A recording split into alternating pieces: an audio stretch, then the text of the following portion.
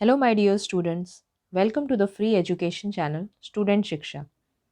आज के इस वीडियो में हम स्टैंडर्ड 10th का मराठी सब्जेक्ट का व्युत्पत्ति कोश इस स्थूल वाचन का क्वेश्चन आंसर डिस्कस करेंगे। ओके, तो स्टार्ट करते हैं। फर्स्ट है टीप लिहा व्युत्पत्ति कोशाचे कार्य। मतलब व्युत्पत्ति कोश इस किताब का काम क्या है। व्युत्पत्ति कोशाचे कार्य। व्युत्पत्ती म्हणजे एखाद्या शब्दाच्या किंवा अर्थाच्या मुळाचे ज्ञान। व्युत्पत्ती सांगणे म्हणजे एखाद्या शब्दाच्या मुळाविषयी माहिती देणे होय। मतलब यहाँ पर व्युत्पत्ति मतलब किसी भी शब्द के ओरिजिन के बारे में, मीन्स वो शब्द कहाँ से बना है, कैसे क्रिएट हुआ है, उसके बारे में इन्फॉर्मेशन देना। ओके, अशा अनेक शब्दांच्या व्युत्पत्तींचा संग्रह म्हणजे व्युत्पत्ति कोश। तो ऐसे बहुत सारे शब्दों का संग्रह मीन्स उनका कलेक्शन ही व्युत्पत्ति कोश है। व्युत्पत्ति कोशाचे कार्य 4 प्रकारचे असते। व्युत्पत्ति कोश का काम 4 टाइप्स का होता है। इसमें फर्स्ट है शब्दाचे मूळ रूप दाखवणे। मतलब जो भी शब्द हम बोलते हैं उसका ओरिजिनल फॉर्म बताना। एखादा शब्द जन्माला कसा आला किंवा कसा निर्माण झाला हे बघण्यासाठी व्युत्पत्ति कोशाची गरज असते। किसी शब्द का जन्म कहाँ से हुआ वो देखने के लिए हमें व्युत्पत्ति कोश की ज़रूरत पड़ती है। फॉर एग्जाम्पल, आग ये शब्द अग्नि इस संस्कृत शब्द से बना है, तो यहाँ पर अग्नि ये ओरिजिनल शब्द है। ओके, सेकंड है शब्दाच्या अर्थातील बदल स्पष्ट करणे। एकाच शब्दाचे वेगवेगळे अर्थ स्पष्ट करून सांगणे।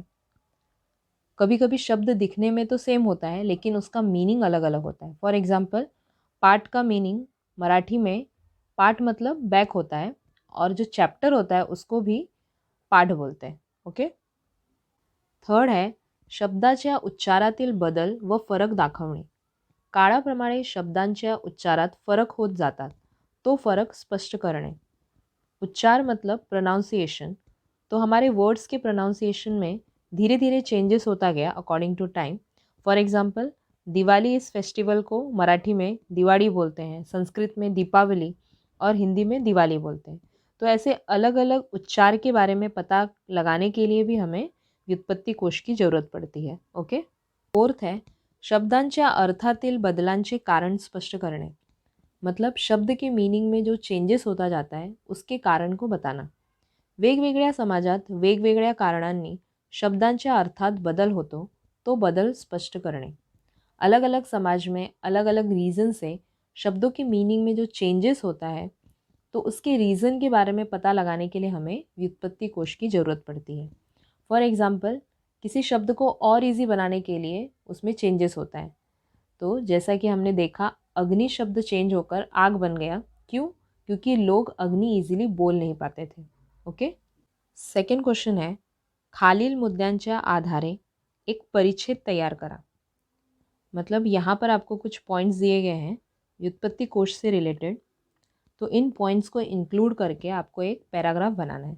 ओके, फर्स्ट पॉइंट है निर्मितीचा ठराव। मतलब व्युत्पत्ति कोश की निर्मिती कब हुई, मतलब वो कब बना। सेकंड है निर्मितीची जवाबदारी, उसको बनाने की रिस्पॉन्सिबिलिटी किन लोगों ने ली। निर्मितीसाठी अर्थ सहाय, उसको बनाने में फाइनेंशियल हेल्प किन लोगों ने दी। और लास्ट है त्याचे प्रकाशन और उसका पब्लिकेशन कब हुआ। ओके, तो आंसर देखते हैं। तो इसमें सबसे पहले आपको व्युत्पत्ति कोश का थोड़ा इंट्रोडक्शन देना है। ओके, एखाद्या शब्दाबद्दलचे कुतूहल शमवण्यासाठी आपण व्युत्पत्ति कोशाची मदत घेतो। किसी शब्द के बारे में जानने की एक्साइटमेंट, कुतूहल मीन्स एक्साइटमेंट, तो उसको ख़त्म करने के लिए हम लोग व्युत्पत्ति कोश की मदत लेते हैं। व्युत्पत्ति कोशात आपल्याला मूळ शब्द केव्हा कुठे निर्माण झाला हे तर कळतेच, परंतु अन्य भाषांत तो शब्द कसा आला आहे व कोणत्या रूपात आहे हेही कळते। मतलब व्युत्पत्ति कोश में किसी शब्द के ओरिजिन के बारे में, वो शब्द कहाँ से और कैसे क्रिएट हुआ ये तो पता चलता ही है, उसके साथ साथ दूसरी भाषा में भी उस शब्द के बारे में पता चलता है। ओके, अब सबसे पहला पॉइंट डिस्कस करते हैं, निर्मितीचा ठराव। 1938 साली मुंबई येथे अखिल भारतीय मराठी साहित्य संमेलन भरले होते. स्वातंत्र्यवीर सावरकर हे या संमेलनाचे अध्यक्ष होते. व्युत्पत्तिकोश रचनेचे कार्य हाती घ्यावे असा ठराव या संमेलनात मंजूर करण्यात आला. मुंबई में 1938 ईयर में स्वातंत्र्यवीर सावरकर ये अखिल भारतीय मराठी साहित्य सम्मेलन के अध्यक्ष थे. ओके, तो उस सम्मेलन में व्युत्पत्ति कोश को बनाने के बारे में डिसीजन लिया गया.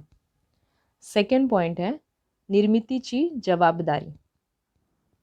कृपा कुलकर्णी यांच्यावर या कार्याची जबाबदारी सोपवण्यात आली. तो व्युत्पत्ति कोश बनाने की रिस्पॉन्सिबिलिटी कृपा कुलकर्णी इन्होंने ली, मतलब ये एडिटर थे उस बुक के. ओके. थर्ड पॉइंट है निर्मितीसाठी अर्थसहाय. ब मुकुंदराव जयकर यांच्या आर्थिक सहकार्यामुळे व श्री दाजीसाहेब तुळजापूरकर यांनी पुरस्कृत केल्यामुळे व्युत्पत्ति कोश निर्मितीस भरीव मदत झाली. मतलब व्युत्पत्ति कोश बनाने के लिए ब मुकुंदराव जयकर जी ने फाइनेंशियली मदद की और श्री दाजी साहेब तुळजापुरकर जी ने व्युत्पत्ति कोश से रिलेटेड जो भी इम्पॉर्टेंट काम था उसको सपोर्ट किया, मीन्स उसको स्पॉन्सर किया. ओके. नेक्स्ट पॉइंट है त्याचे प्रकाशन. 1946 साली या मराठी व्युत्पत्ति कोशाचे पहिले प्रकाशन झाले.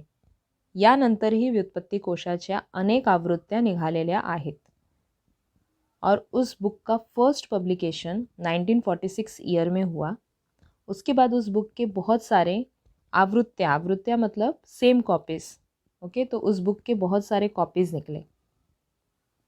ओके. नेक्स्ट क्वेश्चन देखते हैं. पाठाबाहेरची उदाहरणे शोधून खालील कृती करा. यहाँ पर दो चीज़ें दी गई हैं, शब्द अनेक अर्थ एक और शब्द एक अर्थ अनेक. तो सबसे पहले शब्द अनेक अर्थ एक देख लेते हैं. यहाँ पर शब्द बहुत सारे होते हैं लेकिन उन सारे शब्दों का अर्थ उनकी मीनिंग सेम होती है. ओके, तो यहाँ पर एक उदाहरण पहले से दिया गया है. जल नीर तोय, ये शब्द अलग अलग हैं लेकिन इनका मीनिंग एक ही है. इनका मीनिंग है पानी. तो ऐसे और शब्द देख लेते हैं. सागर, रत्नाकर, सिंधु, जलधि, ये सारे अलग अलग शब्द हैं लेकिन इनका मीनिंग एक ही होता है, समुद्र. ओके, वैसे ही आभाड़, व्योम, गगन, अंबर, इन सब का मीनिंग आकाश. और मनुष्य, मानव, मानुष, नर, इन सब का मीनिंग क्या होता है, मानुस. ओके.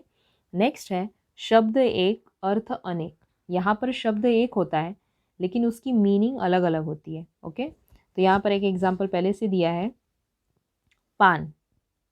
पान मतलब झाडाचे पान मीन्स लीफ, और पान मतलब पुस्तकाचे पान, मतलब बुक के पेजेस भी होते हैं. ओके, तो ऐसे और शब्द देख लेते हैं जिसका मीनिंग अलग अलग होता है. तीर.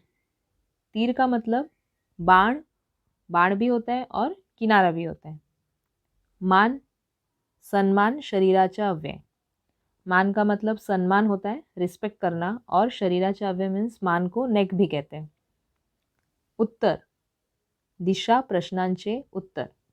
उत्तर का मतलब दिशा भी है और उत्तर मतलब किसी प्रश्न का उत्तर भी है. ओके, तो यहाँ पर हमारा व्युत्पत्ति कोश का क्वेश्चन आंसर ख़त्म होता है. सो आई होप इस स्थूल वाचन का क्वेश्चन आंसर आप लोगों को अच्छे से समझ में आया होगा. ओके, तो जल्दी ही मिलते हैं नेक्स्ट वीडियो में. तब तक के लिए take care of your self, family and friends. Thank you.